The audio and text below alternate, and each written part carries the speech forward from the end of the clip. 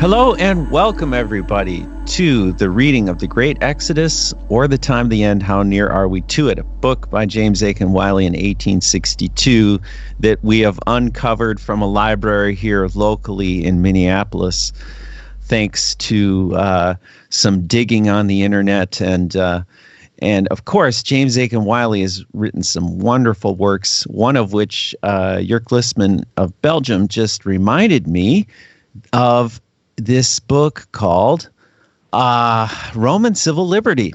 And Tom Fress did a reading of that back in, I think it was 2015 or 2016 into 2016. And it was a fantastic study of how the Roman Church and the Romanists, the ecclesiastical head of the power that receives its power from the dragon, of course, how that had influenced and infiltrated, should we say, into the government of Great Britain, into Protestantism, the heart of Protestantism, and thereby conquering the entire Protestant domain of the whole world. And their strategy actually worked really well. But you can't really see that detail unless you do some research on your own and start thinking outside of the box, because the box that we are given by this world in this Antichrist system will never, ever admit to any wrongdoing, of course, in that realm of what should we call it? Ecclesiastical authority. I don't know how to even put that into words right now, because I'm just waking up over here in Minnesota, and I'm joined here with both Michael and Jurk Listman in Europe. So, Jurk, sounds like you're ready to go. Yeah, isn't there this one book out that is called Ecclesiastical Megalomania? Isn't that the word you were looking for? Yeah, it was Jesse Vessel that was... I think he touched on that one way back in 2015. I remember him talking about that a little bit on some of the podcasts he did. Oh, brother Jesse, that is a long time ago that we heard of him, isn't it? But it seems like it was yesterday to me still. I was talking with Michael the other day. It just seems like those 4 years, it just, it was just yesterday to me. I don't know.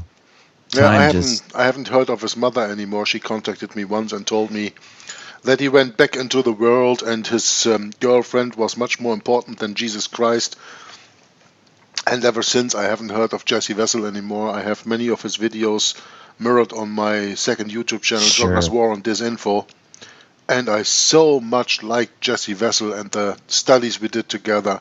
He was such a fine brother in Christ. And I say past time he was, because I think he is not anymore, and there's no way to reach him. He is not on YouTube.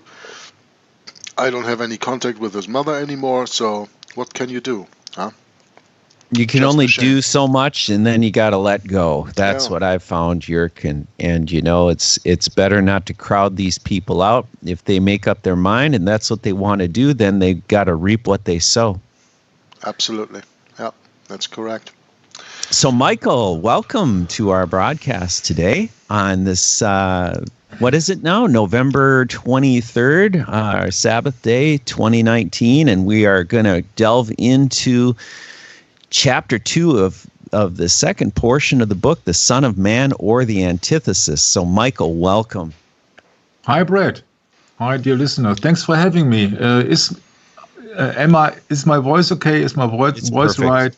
Oh, it's perfect. Okay, so That's the only thing which is perfect at the moment, because my computer is going slightly mad. So everything is quite usual. Yeah. Good. Yeah, I had your audio quality already better than this, but it's all right. We can live with that, Michael. Good. So let's say we going to start reading, as Brett already announced, in the book The Great Exodus, or The Time of the End, How Near Are We to It? James Aiken Wylie, from the mid-19th century. On page 216 in the book, 217 on the PDF, if you're going to read along, chapter 2 of part 2 of the book, The Son of Man, or the Antithesis.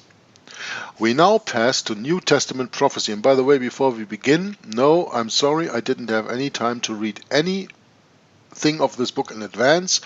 I am busy with 7 different German projects for the moment, and I just didn't have the time to read this. I'm sorry. So please forgive me if my pronunciation here and there is a little bit off, or my understanding is a little bit off.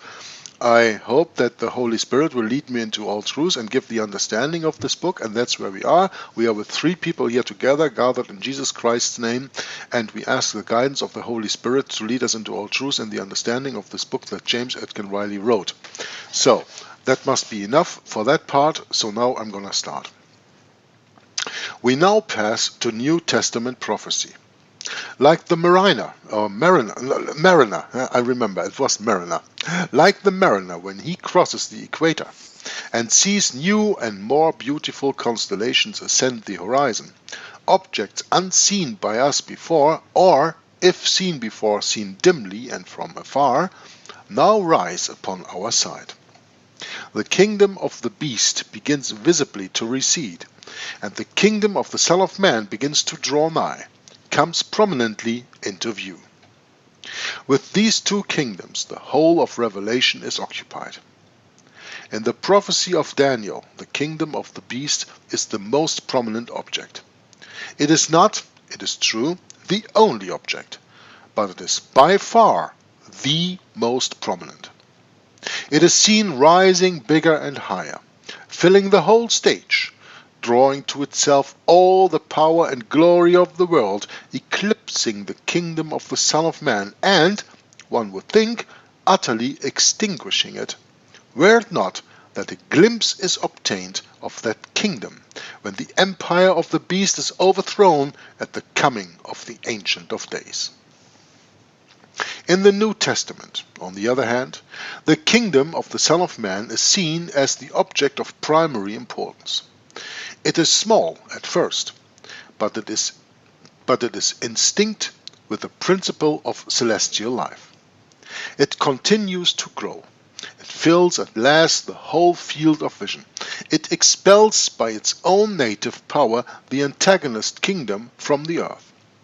And the last glimpse we have of the world, as Revelation drops the curtain, is a truly blessed one, and may well repay us for all the sights of calamity and of woe which had gone before.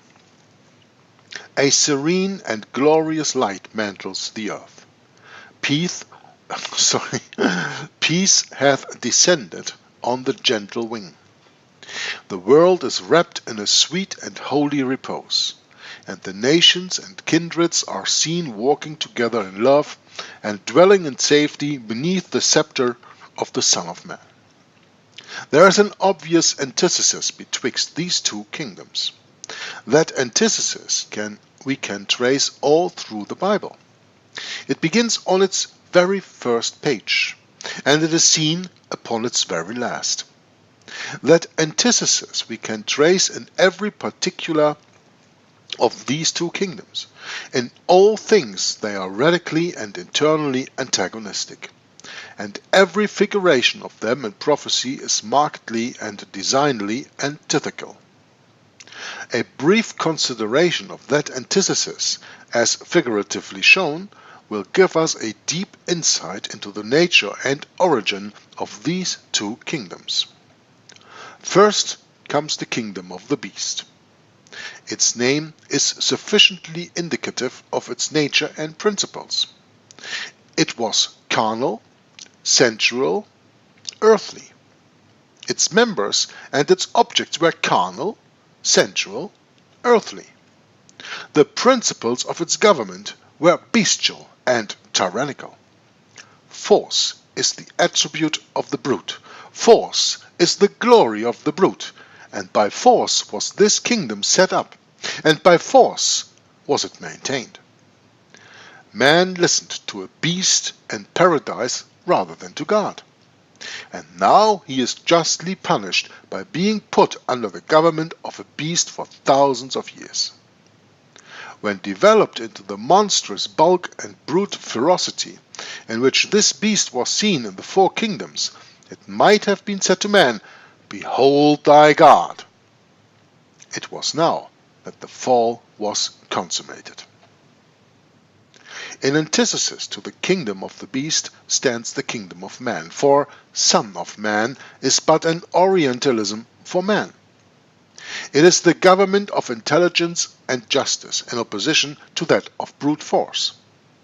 It is man put antithetically to the beast, man filled with wisdom, animated by the heavenly influences of clemency and mercy and truth, and guided by reason, and that reason subordinated to the will of his Maker. Now that's a very important point. That reason, because we are speaking in the foundation of the United States of America from the age of reason, don't we? We speak of Thomas Paine, who wrote a book about the age of reason. Thomas Paine, who is the spiritual founder of the Georgia Guidestones, if you allow me to say it this way. And the points these quote-unquote founding fathers of the United States made, when they rely upon reason, they rely upon their own hearts and not on reason subordinated to the will of our Maker. That is a very profound little difference, I think, that is important to put out right here. Huh? And if I was you, I wouldn't touch the works of Thomas Paine with a 10-foot pole. In short, the author continues to say, it is the kingdom of man in the image of God. The phrase expresses God's whole design as regards man, namely the restoration to man of his primeval integrity and happiness in all the extent to which the fall robbed him of them. The restoration of individual man to his primeval state by the renewing of the spirit, and the restoration of society to its primeval state by the government of the Bible. The government of the Bible. What do you guys in America love so much? The government for the people, by the people, of the people. No, it's the government of the Bible. Man should be governed by God, and by the morals of God, and by the dogmas of God, and not by the morals and dogmas of Albert Pike's philosophy of Freemasonry. Huh? But there is something deeper still in this antithesis. The kingdom of the beast has more in it than mere brute force, and the kingdom of man has more in it than mere reason, however purified and exalted. The inner principle of the kingdom of the beast is an infernal one, and the inner principle of the kingdom of man is a divine one. And it is in this that the antithesis mainly consists. The beast, the serpent in paradise, and the four monarchies in after age. Now we remember the four monarchies from Daniel: first Babylon, then Medo-Persia, then Greece, then Rome, were but the exterior covering or organization. They were just the mask Satan hid behind all the time, and still hides behind today. Within that covering lay hid the old serpent, the devil, who deceived the nations. The kingdom of the beast, therefore, was not tyrannical merely. No, it was diabolical. It was a system of demonology. And the kingdom of man was not the government of reason merely. No, it was the government of the eternal word. It was the government of the Son of God. The antithesis is farther to be traced in the coming of the beast and in the coming of the Son of Man. There was a quote-unquote coming of Satan, just as there was a quote-unquote coming of Christ. But there's this difference to be noticed betwixt the two comings. The quote-unquote coming of Satan was a continued process of exaltation. The quote-unquote coming of Christ was a continued process of humiliation. Each successive stage in the first brought a new access of power and glory. Each successive stage in the second brought a fresh diminution of dominion and influence. Satan came in the progression of the four monarchies. Each monarchy, or each monarch, rose upon the world in greater power than that which had been before it. Each monarchy furnished Satan with a fitter medium of operation. Each monarchy was a fuller and clearer revelation of Satan's character. Now we understand why the last monarchy, the papacy, is the purest revelation of Satan's character to my understanding. I think my brothers with me here on the broadcast agree, right? That's right. Each monarchy was a more vivid and faithful representation of Satan's image. Now Christ was, quote, the image of the invisible God, the brightness of the Father's glory, unquote. The four kingdoms, again, Babylon, Medo-Persia, Greece, and Rome, were the image of Satan, the shadow of his darkness. He stood incarnated in them. How much nearer he would have come to man, what yet more exact and terrible likeness of himself he would have given on earth, we cannot say. For at this stage of his coming the cross interposed it. Hitherto, but no farther.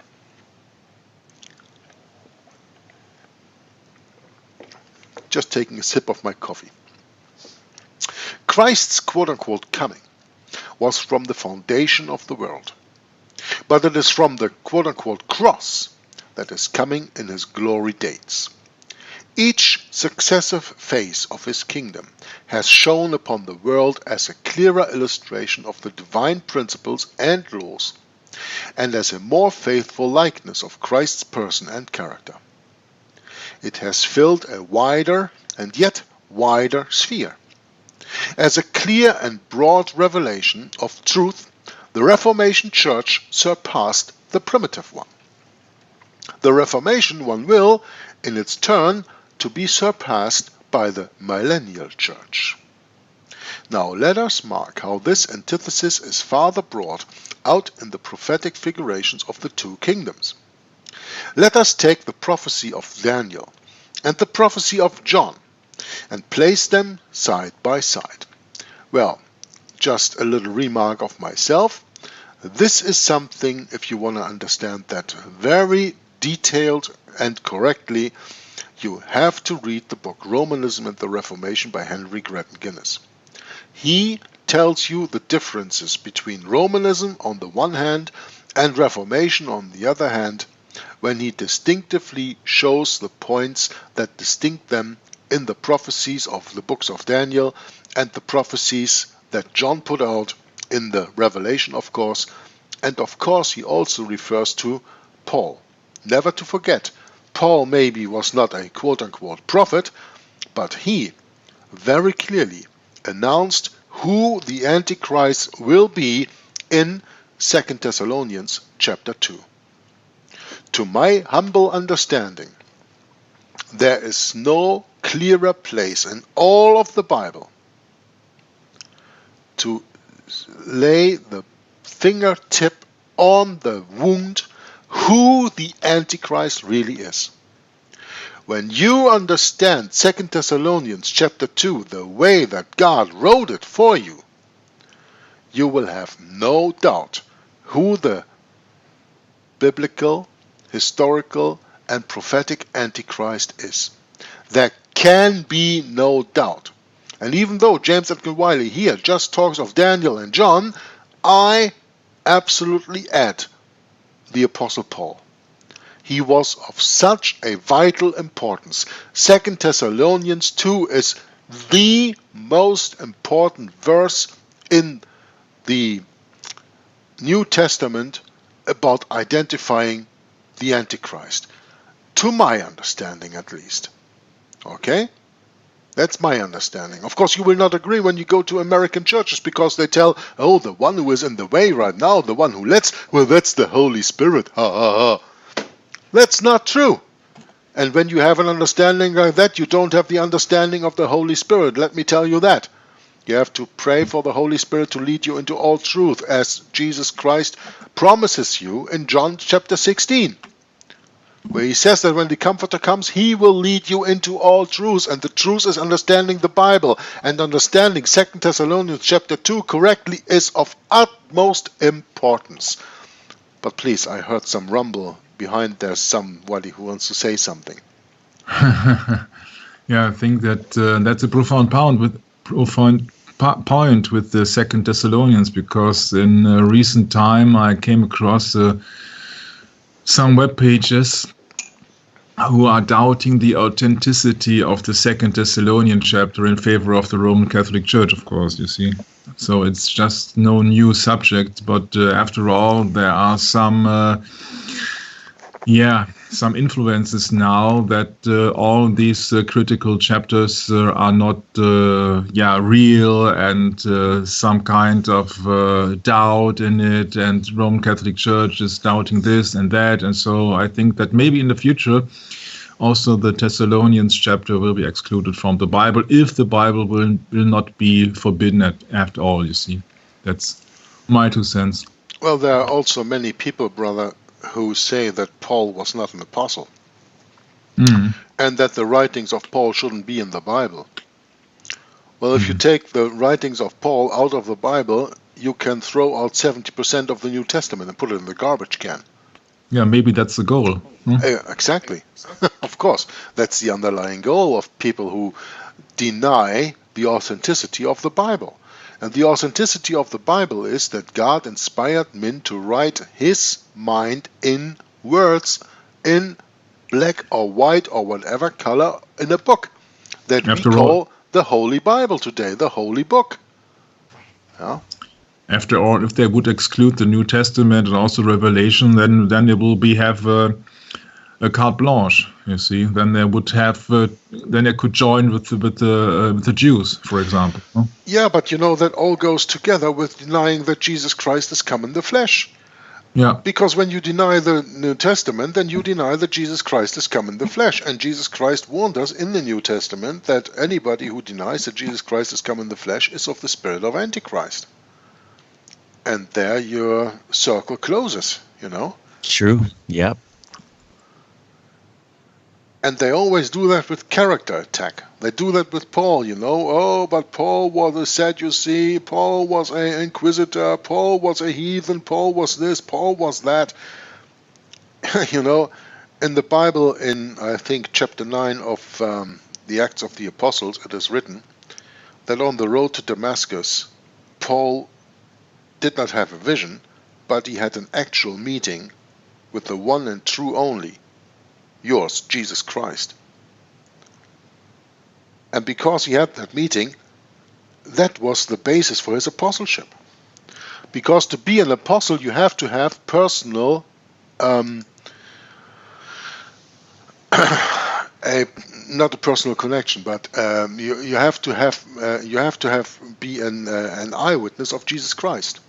And you can only be an eyewitness when you meet him in the flesh. And Paul met him in Apostles chapter 9. And that cemented his apostleship that he later started. Oh, Acts chapter 9, Jörg? Was it? Yeah, what did I say? I threw the name. Apostle chapter 9.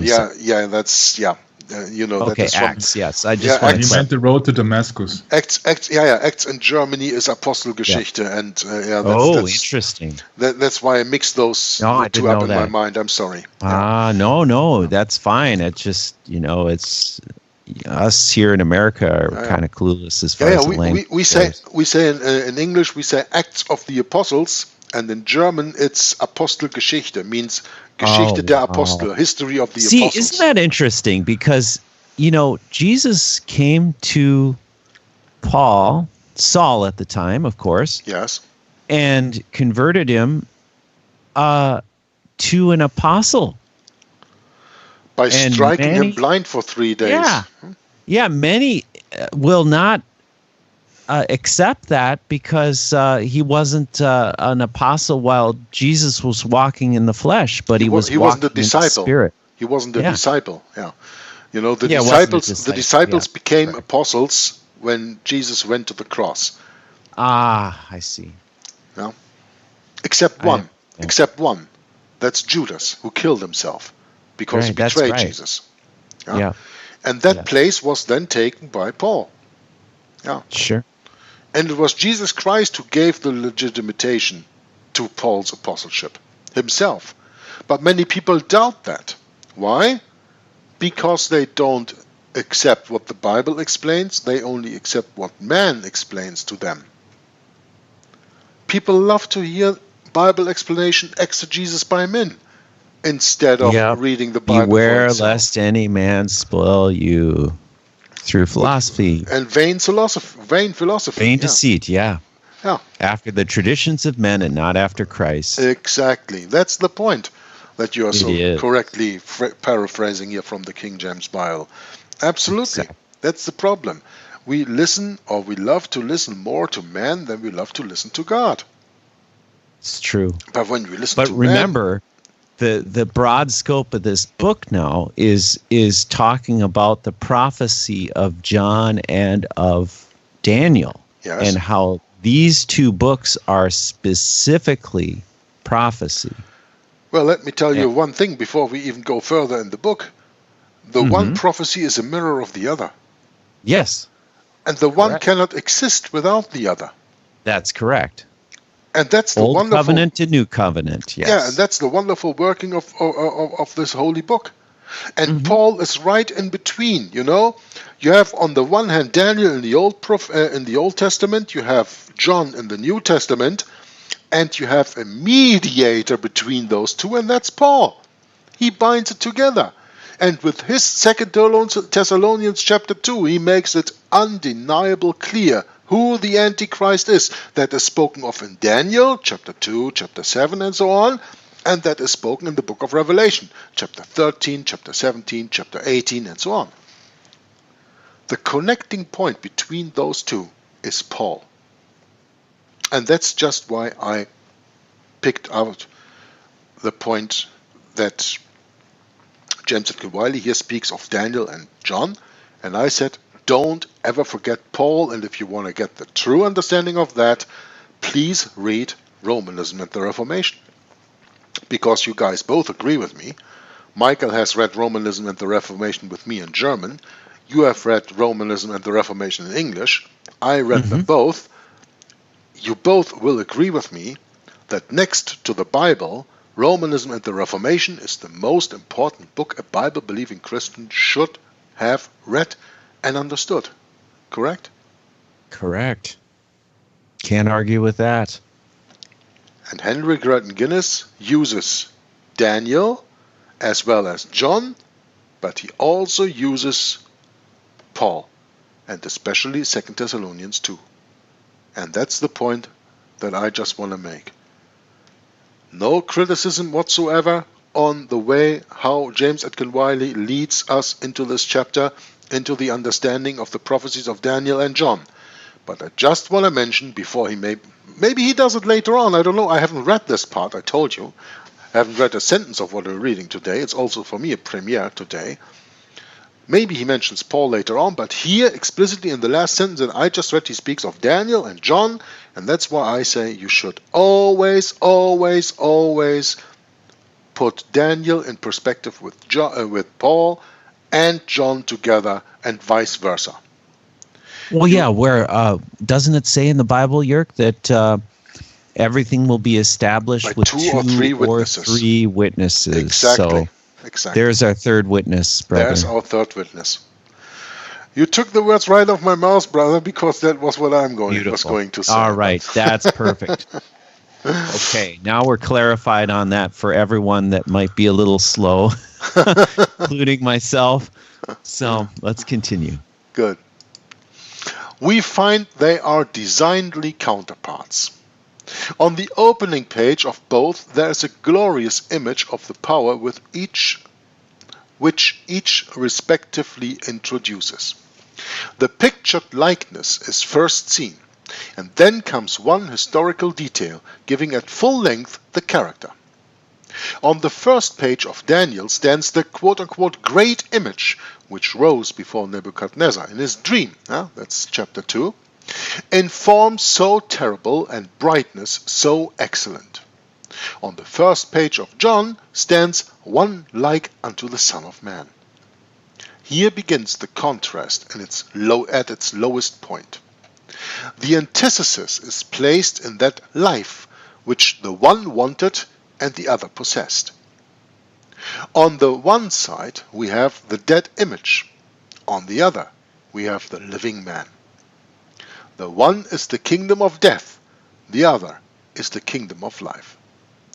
Subsequent visions will farther unfold and illustrate the true character of each, but these visions still maintain the antithesis. In the second representation, or the night visions of Daniel, quote, 4 great beasts, unquote, are seen to pass across the stage. And in the second vision of John, he beholds, quote, a lamb, as if it had been slain, unquote.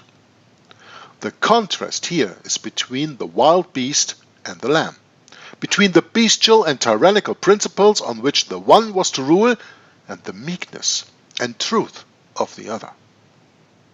Especially is indicated here the sacrificial character on which our Lord's dominion is founded. The one power came to destroy, the other came to save. The one is the reign of destruction, the other is the reign of peace. You can also go back to the book Rulers of Evil to make a little understanding of this. In chapter 25, the 2 ministries, it speaks of the ministry of condemnation and the ministry of reconciliation. Well, this is in other words exactly the same thing. And this is why I love Rulers of Evil so much. It is such a wonderful book, completely misunderstood by many people, but here, in what James Atkin Riley wrote in the mid-19th century, we can see an absolutely mirror of what Tupper Saucy wrote in the end of the 1990s. The one power came to destroy, the ministry of condemnation, the other one came to save, the ministry of reconciliation. The one is the reign of destruction, the other is the reign of peace. Do you now see how helpful it is to read different kind of these books? You can make connections you have never ever even dreamt of. A third illustrative vision is given of both. The kingdom of the beast culminates in the horn, with its eyes of craft and its mouth of blasphemy. And the kingdom of the Son of Man culminates in the rainbow-clothed angel standing on the sea and the dry land, in token of that universal dominion which he exercises as king of his church. Thus, all the leading visions of the world power in Daniel and all the leading visions of the divine power in John are designedly counterparts of each other. The subordinate parts of both visions are so arranged as to bring out the antithesis with yet more fullness and point. The beast is seen rising out of the abyss. The Son of Man is seen descending from heaven. Nothing could convey a more vivid idea of the utter contrariety of origin and character existing betwixt the two. The one has 7 heads, or, which is the same thing, sits upon 7 mountains. The other walks in the midst of 7 candlesticks. The beast, then, is shown to us surrounded with those 7 great kingdoms which had upheld and propagated his idolatry, while Christ is seen in the midst of those 7 churches which, illumined with his own brightness, not their own brightness, very interesting point to make for the Freemasons who are listening here, illumined with his own brightness, became the organs of diffusing his light over the earth. Let us mark this apparently trivial but not uninstructive point. While the beast has for its seat the 7 mountains, and so is upheld by them, the Son of Man holds the stars in its right hand. idolatry required to be upholden by the kingdoms of the world, but Christ by his own power upholds the church.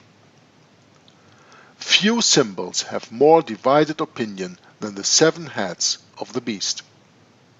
From what we have just said, it will be seen that we dissent from the modern interpretation which explains these heads of the 7 forms of government successively adopted at Rome, and that we incline to the most ancient of all views regarding these heads. The world power is here depicted. We are inclined to think in its totality, as it existed throughout the 7 times, and the 7 heads represent the universal monarchies. With regard to the beast, says Oberlin, in his criticism of Hoffman's view, who revived this opinion in modern times, quote, the interpretation of the heads as denoting the world kingdoms or ages of the world is found in the writings of Irenaeus and Hippolytus, more distinctly in Andreas of Caesarea and Cappadocia, who lived at the end of the 5th century, of whose connected commentary on the Apocalypse and the root of all succeeding ones. And the footnote only gives us the source of Oberlin's work on the prophecies of Daniel on page 403, so nothing we need to get into more deeply. These 7 heads or kingdoms were Assyria, Babylonia, Media, Persia, Grecia, Rome, the 10 kingdoms. The first 5 had fallen in the days of John, as was intimated to him, as we can read in Revelation chapter 17, verse 10. The 6th, or Roman, was then in being, and the 7th had not yet come into being, the Romanic Gothic, to wit. We must necessarily conceive of the beast as different from the 7 successive heads in which he had lived. Though in one sense the beast and his heads were identified, in another they were distinct. These kingdoms were but his body. Paganism was the soul. This was strictly the beast, the old serpent, the devil. That beast appeared to have been wounded to death when the empire became, quote-unquote, Christian, I add the quotes. But soon the empire lapsed again into paganism, and so the beast returned from the abyss, fulfilling the prediction as written in Revelation chapter 17, verse 11. Quote, the beast that was and is not, even he is the 8th, and is of the 7, and goeth into perdition. Unquote. He belonged to all the 7. He had lived throughout them all. But as he is, quote, the son of perdition, unquote, so he goeth into perdition. Now, this footnote we're going to look at a little bit more closely now. The author says here, regarding these 7 kingdoms, Hoffman's view is the following. Hoffman is another historian whose interpretation we are going to read right now. Quote, the 5 kings which are fallen are the Assyrian, Chaldean, Persian, Greek, and Antiochus. Rome's Caesar is the 6th. The 7th, whom John expects, is the Germanic. Unquote. Hengstenberg gives the same list of monarchies as forming the 7 heads of the beast, only he leaves out Antiochus and prefixes Egypt, in volume 2, pages 458 and 9 of his work. The historian Ebrod's 7th head are same as Hoffman's.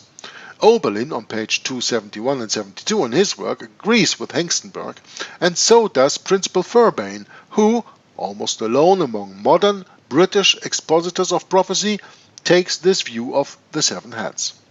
See his able work on prophecy. The arrangement the author has adopted is somewhat different, and has this merit, that the 7 monarchies embraced in his list run in the line of the image and are all indicated in it. Yeah, that was the footnote. So let's go back to the text. Now let us mark the antithesis, the author says.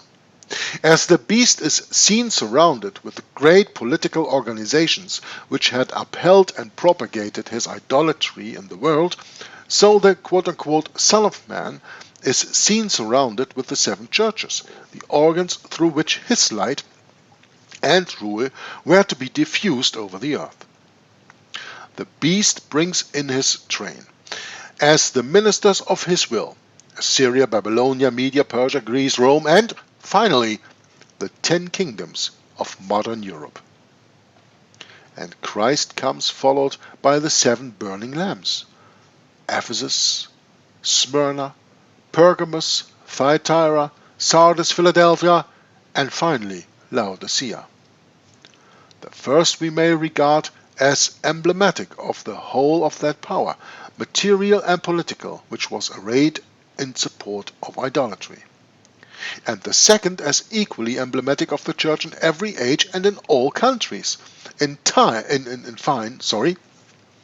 fine, when the world power is seen concentrated in its 7th head, it has 10 horns.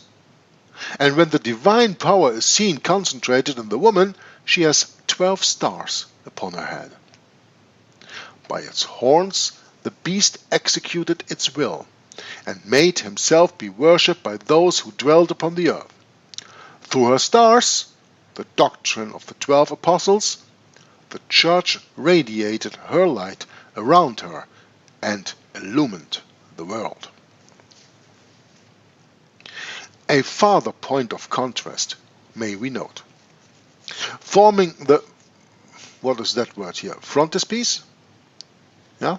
Is that the way it's pronounced, Brad? Forming the frontispiece? Okay. I'm not really familiar with this word, never seen it.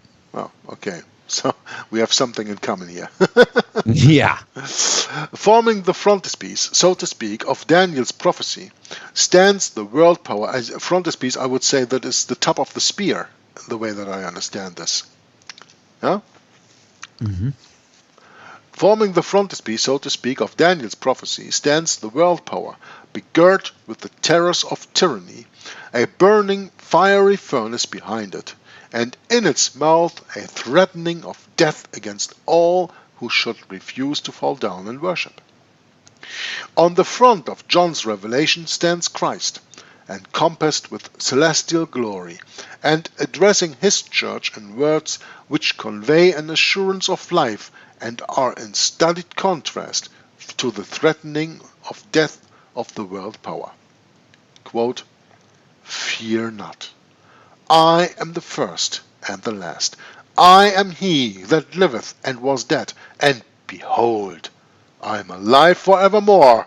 Amen. And have the keys of hell and of death." Unquote. And this concludes chapter 2. And we are going into chapter 3, the apocalypse or unveiling. But I want to ask my two brothers if we want to go into this already now, or we want to keep it a little bit short and maybe have a little discussion about the things we just read to round up our understanding and discussion of this chapter 2, or are we going to continue? I think the latter proposal? applies well, Jörg. It's pretty much, I think we're close enough to do a discussion. How about you, Michael? What do you think? I just got one reminder to the last chapter, because he just spoke of there was 2 forces. One force about destruction, and the other force is peace. And I think the other force is not only peace but creation, and that Satan and his angels are trying to destroy. So destruction for the creation. I think the 2 opposite forces are destruction and creation. That's my point. That's a very good observed point. Yeah. Because the opposite of destruction is creation, eh? In my humble opinion, yes. Yeah. In my understanding too. Yeah. Yeah, even though I haven't read the pages that I just read to you in this book, The Great Exodus from James Edkin Wylie, I am quite satisfied with the understanding I had from reading it for the very first time. But I still want to go on the point that I made before, the author has his reasons why he doesn't mention Paul right here, right now. He only uses two sides. He mirrors the New Testament against the Old and the Old against the New, which is fine, which is perfect, which is no problem at all. But I think it is very important that we, in our understanding, who read this book, we understand that Paul is confirming everything as well as Daniel, as John said. He is the mediator between those two. Not the mediator, but he is the how do you call this? Well, he's the apostle of the Gentiles, Jörg. Yes, he is the one that also quote unquote enlightens all the people who have never heard of Jesus Christ. And, absolutely. And therefore he works very divinely against this beast, and he in all his teachings, and that's the point that I want to make, that Paul in all his teachings, he refers to the Old Testament and then translates what is written in the Old Testament into the New Testament. He is explaining to the people the law.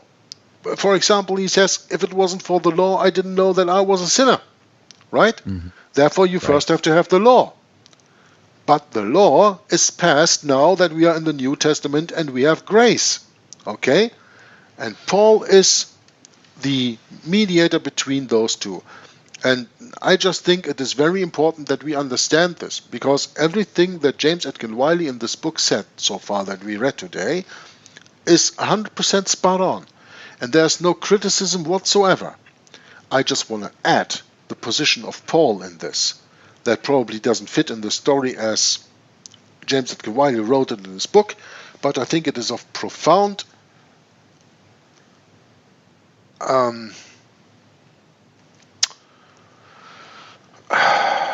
knowledge. Yeah, understanding, I wanted to say. I think. Revelation. Yeah, it is of profound understanding of this whole book that we also include Paul in this. And that we don't only see the two sides, but that we see Paul as the connecting part between those two. And like James Atkin Wylie said, everything that Daniel proposed about the Antichrist, about the beast system, then John made the same propositions, but not of the beast system, but of the kingdom of Christ, and hold those two against each other. And you can see how the one, namely the beast system here on earth, is a material mirror of the spiritual kingdom of Jesus Christ. Materialistic and diabolical. Yeah? Everything is turned 180 degrees around. And yet, there we are again. The Antichrist teaches everything 180 degrees turned around from what the Bible teaches. Why? Yep. Because it is a mirror. A mirror is not is just the reflection of your own, but it is on the wrong side. Right is left, left is right. Right is wrong, wrong is right. True. So if you look in the mirror, you're going to be looking backwards. Or I should say, it's an image, so it reflects the opposite. Because when you look behind you, the writing on the truck behind you is backwards, so you can't really read it properly unless it's one of these, what do you call these words that you can actually take a mirror to, and it almost reads the same if you were to flip the letters around the right way. I forget the name of it, but inverse mirror or something like that. Inverse, yeah. So, I mean, that's Satan right there in a nutshell. He just will invert everything, won't he? Satan is just trying to sell us the kingdom of Christ on earth, but because it is in the materialistic world, it cannot be the kingdom of Christ. It will always be the opposite of that what Christ teaches, because materialism is the enemy of spiritualism. Or the material world is the enemy of the spiritual world, of the world that we are longing for, in the world that we know that our Father is and that Jesus Christ is, because Jesus Christ said the Father wants to be worshipped in spirit and in truth. But we are made to forget about the spirit in this world that we live in. Because everything that we have here is carnal. Everything that we have here is materialistic. It's all about money. Money, money, money, money, money. What is money else but material? Yeah? It's all materialistic. And we are not to be materialistic. We are to be spiritual. Spiritual in the sense, now don't get me wrong, I'm not speaking about quote-unquote New Age spiritualism of all that stuff, but I speak that we have to get into our minds and that we have to understand that our mind is led by a spirit. And hopefully not by a familiar spirit, but by the Holy Spirit. And it is that spirit that leads us into all understanding and into all truth. And that's exactly what he did in this reading. I love this little chapter that I just read. I found no fault in it. I find it very profound. I found James Atkin Wylie very well expressing himself also in the words that he chose, that he has chosen to write this down 150 years ago. I love him for it. It really was a wonderful little read of this chapter. And I think that maybe on some other occasion, we should return to this chapter and do a special broadcast only about this. I mean, we just did a special broadcast about this, but we did it in the line of the reading of the book, The Great Exodus. I think that when we bring this chapter to Tom's attention, we could do a wonderful series of a few videos, of a few lectures, just going into this little chapter in the book, The Great Exodus, and examining it really to the bone. What we didn't do right now. We scratched on the surface, but you know. Well, if Tom were to read this book, can you imagine? That would be incredible to hear his commentary on this book too. That's the point I'm just making on this chapter. Yeah. Well, the thing is that I mean, that's what Tom has always said that we should do is read some Protestant works and study them, because this is where it's at right here, right now. So that's a great idea, Jörg. I'm really looking forward to continuing in this study. It's great. Yeah, me too. Michael, some closing remarks? Oh, I just studied the book, the chapters to come, and I just saw that the 8th chapter of the second part of the Exodus is called The Second Vial, or the Sea of Blood, and that reminded me of Pink Floyd, Welcome to the Machine, where they have created a Sea of Blood. Oh. Yeah, and so I was just looking that up in the Bible. Oh, indoctrination. Even the rock musicians indoctrinate, don't they now? It's just an agenda. It's just the same thing all around. It's just all on all certain levels, in book reading and movies and so on, and they all have biblical references. The problem is that mostly they have false references, and on purpose, you see. That's just on purpose, yeah. They take the truth and twist it into a lie. Yeah. That's a twisted thing. It's the same why the mirror is a favorite object in sorcery, you see, because it twists the image around. Mm-hmm. Right. That's a problem, and so that if you read the Bible or read a biblical book like this, then you get 180 degrees, and most of the times to the common so-called knowledge from textbooks in the church in a school, for example. Yeah. So that's the opposite to the official teaching, which in every time I see an official teaching, it's almost every time in Luciferian doctrine, it's almost every time not in line with the Bible, of course, you see, because they have a Luciferian doctrine since 60, 70, 80 years or more. 100 years about when Lucis Trust was founded. True, yeah. So we're in the 4th or 5th generation now since then. And if you look how people dress nowadays, how people talk nowadays, the level of education goes down the drain. Yep, there's a more and more purpose and meaning behind being a sectarian now, isn't there? separating yourself from the world, not participating in the things going on in this world because they are hideous. They're getting more and more hideous so slowly, and they do it in such a way. I forget now, Jörg, I was listening a long time ago to one of your readings you did in Rulers of Evil, and you were talking about sophistry, and you were saying to some extent, I'm paraphrasing now totally, that they get you in a way that you're enticed and you're tempted to have something that you really should not even think about having ever. Right. That's how they work with casuistry and sophistry. They turn shit into gold. That's a good way to put it. Yeah. Right.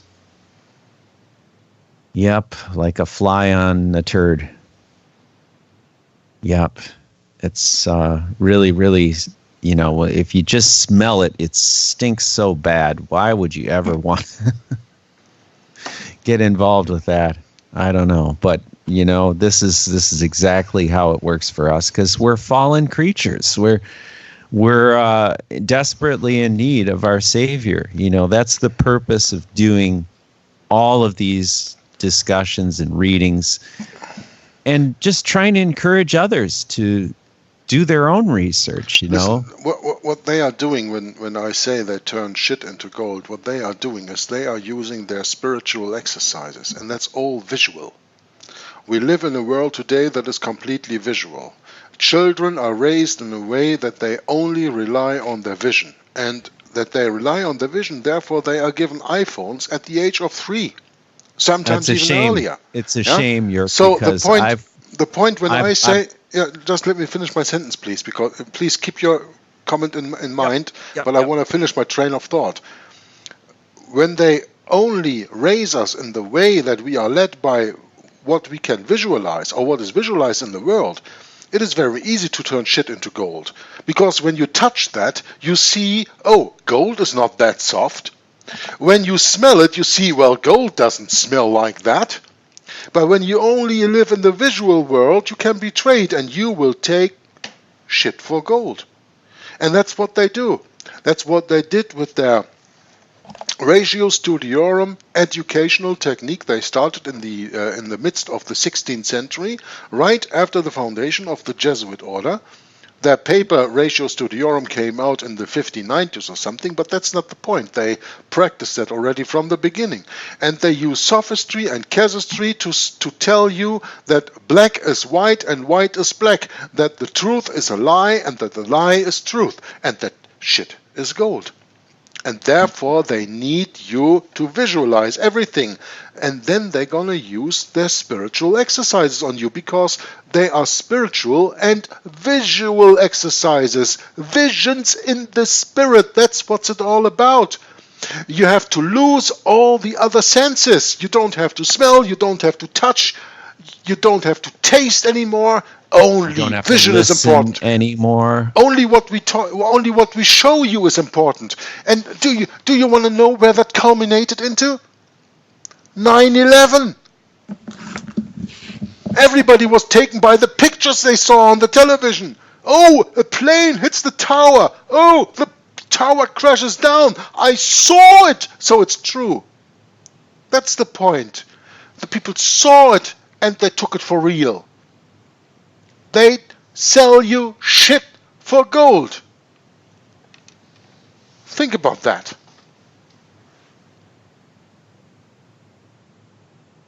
Yeah, and they all need some kind of experts. They don't think for themselves. You see, I just came across someone who was offending me because I had a different opinion about the Seventh-day Adventist Church.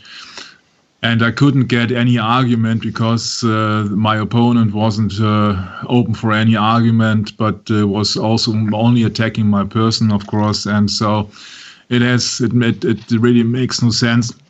The problem is that most people need a mediator, they need a television set, they need some kind of fancy smartphone application to get something done or so. They haven't been taught to think freely, and they are not used to think freely or even to make a combination between events.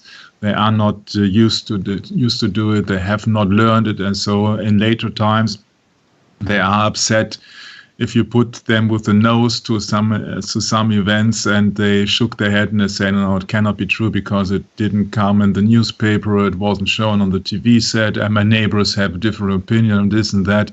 Well, they don't read their Bibles, they don't read any books, they are so dependent on their technology, and if you come across with the truth, people stare in your eyes, think you got three heads, and truth, okay, I don't have a truth application on my smartphone, so I don't get it because I'm not used to hear the truth. It's so absurd, the truth, in these days, that people think you're the lunatic, but you're not the lunatic, you're the one who's telling the truth, but then you're the outsider, because in this world, the truth is Jesus Christ, and if you speak about Jesus Christ, then you're speaking the truth, and that people are not used to do it. They are used to lie, to live in the lie, and to live their dream. And the dream that they're living is the dream that they can be gods on this world. They don't have to follow any orders, any commands. They do as thou will, and they have fun with it. And so you're robbing them their fun, you're getting them out, you're pushing them out of their comfort zone, and you're then the aggressor, you see. It's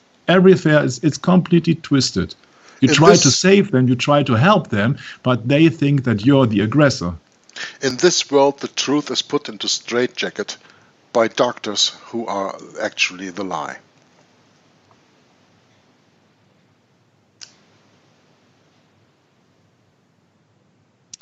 I suppose in the near future, maybe people are not allowed to read anymore. I don't know. It's just hard to, or books wouldn't be allowed, anything like that. So if it's just the people are so used to do it, to pay cash.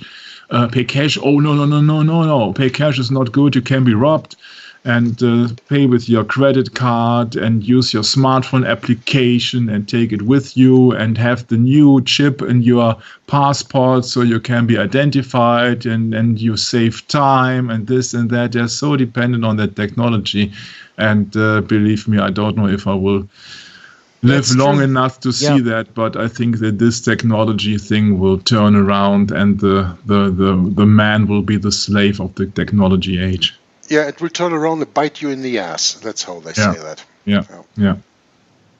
Well, I'll tell you guys something, just a little side note about the technology. I recently bought a tiny little smartphone called a Palm, and I was trying to get the Palm to work for me, and you have to have something, it's called a companion phone. You're supposed to use it on Verizon wireless network.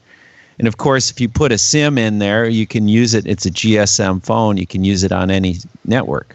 Mm-hmm. But what I wasn't aware of when I bought it, and I didn't buy it new, I bought it on eBay for $90, I think it was.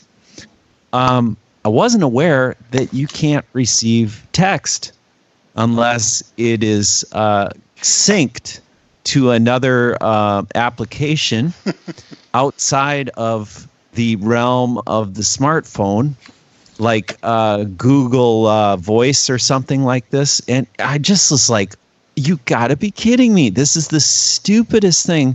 I mean, it's a great tiny little phone you can tuck in your pocket. And, for me, it's perfect because I need something small. I don't want a big, huge, blocky thing. But it's so frustrating because now I have to sync the messages to get it to work. And I'm just ready to smash it already. I just bought it, and I'm ready to smash it because it's so frustrating. Well, that's what you very often experience when you buy things off eBay. Well, I mean, go figure. This is how technology is now. They make everything obsolete the moment it comes out. I mean, all the cell phones are now obsolete because you got to have I hate this 4G crap. You know, that's what they're doing here. I don't know if they're doing that in Europe yet, but they're going to eliminate 3G entirely in the city. They are pushing 5G over here. Exactly, right. So now they're going to push 5G on everybody. And yeah, this is just lunacy, man. This literally is lunacy. And yeah, we're living in the beast system. I mean, hello. And do you ever hear that in the church? Do they ever talk about this in the pulpits of the United States or around the world? About the beast being our government? No. Because they want to indoctrinate you with a lie and use you like a tool. That's what they've done. Church and state united. It's as simple as that. I hate to break it to you.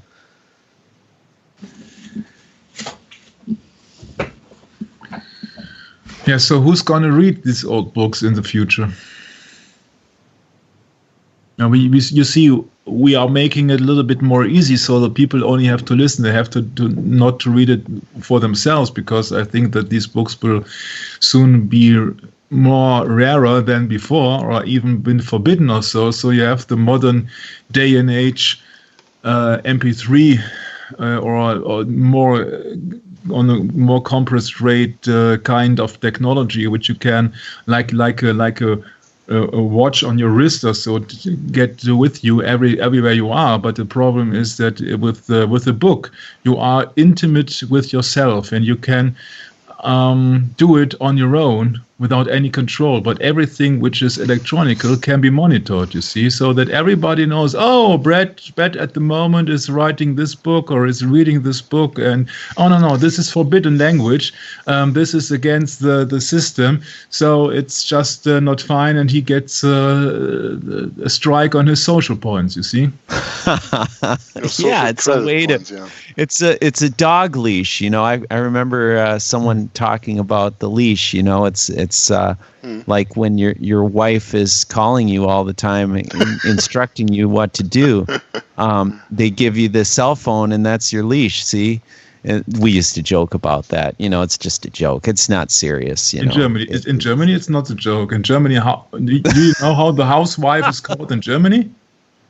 Go ahead. The housewife in general is called in Germany the government.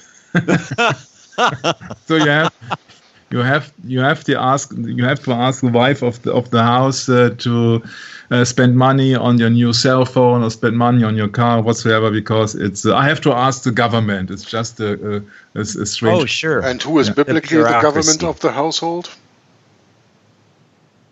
Man. Exactly. Turned around, right? It's mirror image. Yeah, that's right. Yeah. Here we are again. I suggest, Brett, that we're going to bring it down, because we're already about an hour. Okay, and we are rambling on. I mean, we're rambling. We're ranting. Like this, we can do a discussion for the next 5 hours, but I don't have the time. No. I don't think our listeners do either. I just want to close with a suggestion. We call this video "Turning Shit into Gold." Well, yeah, I think that some of our listeners probably don't like the... Well, you can write SH ... into gold. Yeah.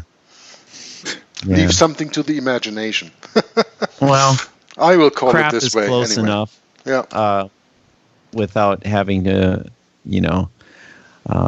F-bomb and all that. I mean, because the S word just leads to F-bombing, and, not many people really appreciate that anymore. I don't really, we've been working with this new clients that, all the people in there are F-bombing left and right. And I'll tell you, it gets contagious. It really does. It really rubs off on you. I don't like it all the time, I get home and I want to get away from it. I don't like cursing anyway. I like to use proper language. Right. But I don't think that there's something wrong with calling a duty. So yeah, that's true. I agree. You got to call a spade, right? Exactly. That's my point. It's part of life, and I think that's kind of what, I'm beating around the bush a lot here, but really when it comes down to it, a lot of people don't have enough backbone to say it the way it is. So they're afraid they're going to offend their significant other or another family member or whatever. They want to be politically correct. correct, brother. That's it. Yeah, religiously correct. Yes.